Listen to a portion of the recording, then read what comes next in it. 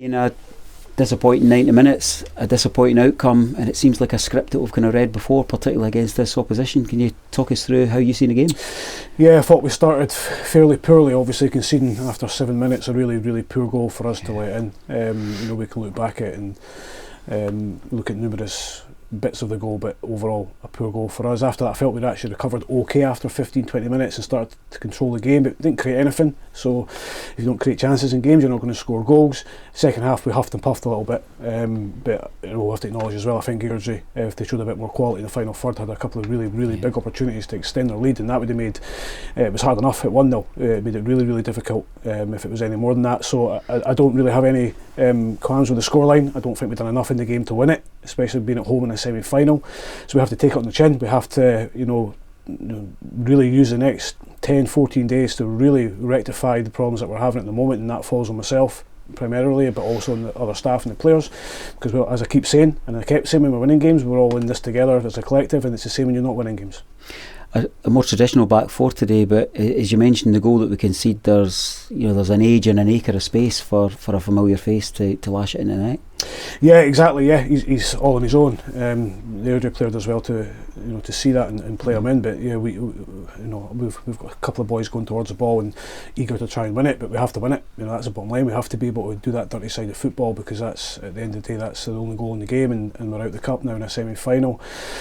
We've had back fours, we've had back threes. In recent weeks we've had different personnel, but it's the same outcome. So we have to, as I say, we have to go away now and really use this time incredibly wisely. We can't just sit in our hands and think everything's going to change overnight and with a blink of an eye. We have to go away and really look at ourselves, all of us. And I'm not saying to the players, it's the staff, myself in particular, and see how we can get ourselves back on track. It's a goal that's conceded relatively early in the game, but as you say there, we huff and we puff, but with the quality and the tools that we've got at our disposal, would be expecting a bit better than kind of huffing and puffing. What was that missing ingredient from your perspective? Yeah, I think when you look around our squad, we've said it now for a long time, the quality that we have, there's no doubt there's been a dip in quality within the playing staff, and that happens. We completely understand that, especially when things aren't going your way and you get stuck in a little rut, and it can change quickly as well, but you have to work very hard at it. We look like, from where I'm standing, we've just lost that a little bit of belief. We've become a little bit disjointed in terms of being as individuals and not as a team unit. So that's when it comes back to the staff, that one, because we have to get everybody together again and really get ourselves going and ingrain it in the players that this is a collective thing that we're trying to do here. We're trying to be successful, but when we play as individuals or we work as individuals, you're not going to win anything. We have to stick together. We have to really drum home the message that when teams come here now, it's difficult, because the last few games we've played here, it's not been hard for the opposition.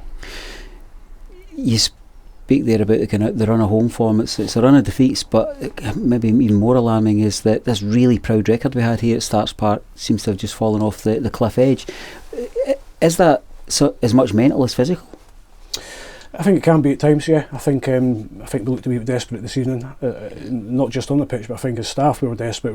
We were hoping we were going to just get a wee goal, a wee penalty kick to get us going. I think the fans were hopeful as well, and it's not just the players. It felt like a collective thing again tonight, and this was a really hard place for teams to come. You look at the score lines and you look how many teams have came here, and the situations sometimes we've been in last season with the squad being depleted, and we've still made it incredibly difficult. Like I said, Airdrie had other opportunities tonight, and it was nothing to do with anything other than balls being put down the middle and them running onto them, and their fundamentals of football. So that tells you the players are just a wee bit under in terms of their confidence, the beliefs there. They're a wee bit worried, they're a wee bit scared and trepidation, and again, that's human nature. I get that completely with the players. Our goal now is to build the guys back up, give them that trust and belief back in themselves, in us, and their teammates. And when you get that, as we've seen, anything can happen. I guess football's not an exact science, so it's about how we turn that corner, how you break that pattern. How do you look to do that across the next kind of fortnight, really, till we've got a competitive game? Will you take time out? Was it about reflection? Is it about consultation? Is it all analysis, or will you look to get back on the pitch? Yeah, I think it's a bit of everything, but I think reflection and consultation are huge. I think you have to go away as an individual, and I'm talking about myself here, and see where you can get better.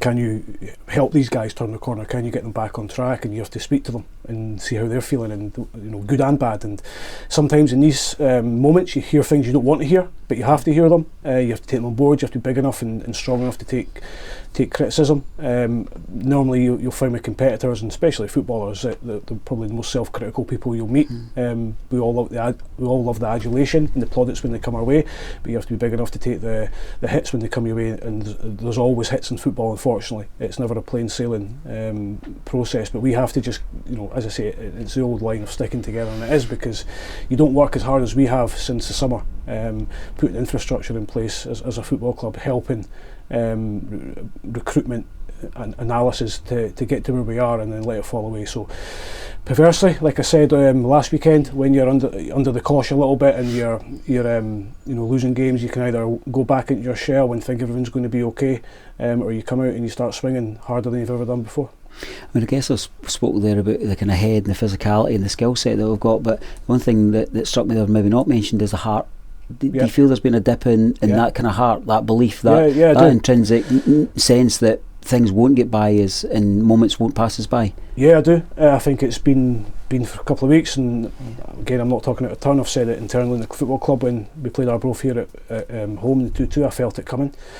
We, as a football club, were a wee bit accepting, and I mean everybody, of a goalkeeper coming on the pitch and scoring a goal against us, and we all thought it was funny and it was a good laugh. It wasn't, and since then it's been one way for us. We've had obviously the derby win in there at East End Park, which is great, but at the moment that doesn't feel like it counts for very much. So we have to get back to being really, really proud of the way we go about our business, the way that we can show quality, but also the other side of the way that we can run, the way that we can match runners, the way can we win physical 50-50s, the way that we can dig out a 1-0. And we've heard it at the start of the season, Raith hanging on to 1-0 wins or 2-1s or whatever it may be, but at the moment we're not doing that. We're not finding ways to win games, and we have to do that very, very quickly if we want to stay in this title challenge. I'm always struck, we're on that kind of flight that we enjoyed so much at the beginning. There was always a sense from outside of the club that the luck will end, and I'm never one that subscribes to that luck was involved in those moments. Just like at this moment in time, I wonder if you feel the same, that it's actually about desire, and it's about heart, and it's about guile, and it's about making your own luck, if there is such a thing in football. What's your view of that? Yeah, exactly. We're winning these games by the odd goal, but we're now losing games by the odd goal, so I'm not going to turn around and say we're unlucky, and I certainly don't believe we were lucky to be winning games. We were winning games because we were fighting right to the last minute. We were believing in ourselves, we were believing in our teammates, and we were showing moments of quality as well. You don't score goals very often with luck. It doesn't happen. You don't go on 16 games unbeaten run with luck. You don't lose 7 out of 8 with bad luck. There's something fundamentally not going in, or you're not doing something that you should be doing, be that 1 or 2 players or 15, 16, or be that staff. So the luck and unluck, all that stuff, that's not something I subscribe to in any way, shape or form. I'm certainly not going to sit here and say we're unlucky this evening. We didn't play well, we deserve what we got. I mean, 2 cup exits in a run of league form that will not give as much kind of pride from the dressing room through to the supporters. But I guess ultimately our season's going to be defined by what comes next. It's the league run in. It's a point behind Dundee United, albeit that they play tomorrow with a game in hand. That's in the hands of the gods how that one goes. What message have you got to the supporters who will stick by the club, resilient no matter what, and those who are maybe having a wee bit of a wobble? Yeah, look, it depends what way you look at it, and what side you look at it. The last few games have been very disappointing. We've not played well, we can't even say we've missed lots of chances and we should have won the games. We've probably got out the games what we deserved out the games, but we've done fantastically well to get to the situation or the position that we're in.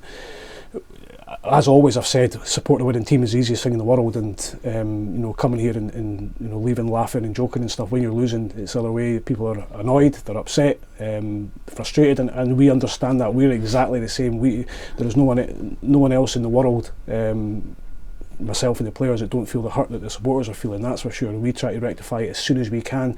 We need all the backing we can get. If we're going to do anything in this league, if we're going to be successful, then the supporters play a huge part in that. But I understand their frustrations, and we've given them that the wee carrot we dangled in front of them before Christmas to say maybe things are changing, and they still can. That's the message. We are in control of our own destiny. We're the only ones that can change us.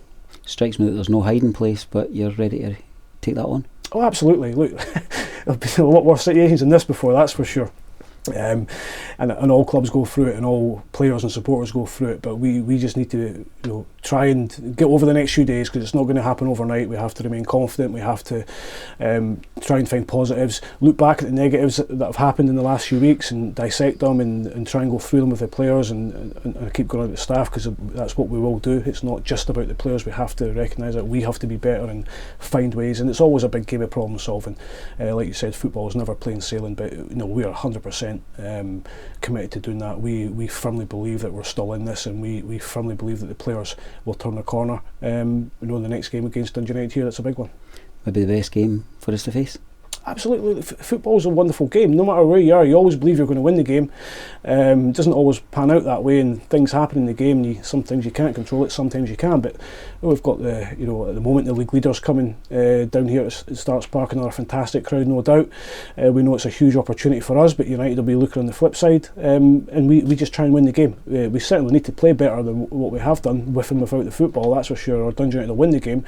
But the guys are showing. They've shown over 20 odd games this season, 25, 26 including the Cups, that they're more than capable, going for a really tough time at the moment, but tough times make you stronger. Would agree with that entirely. We'll catch up with you long before that game, but we'll reflect on tonight and we'll regroup. Thank you. Cheers, David.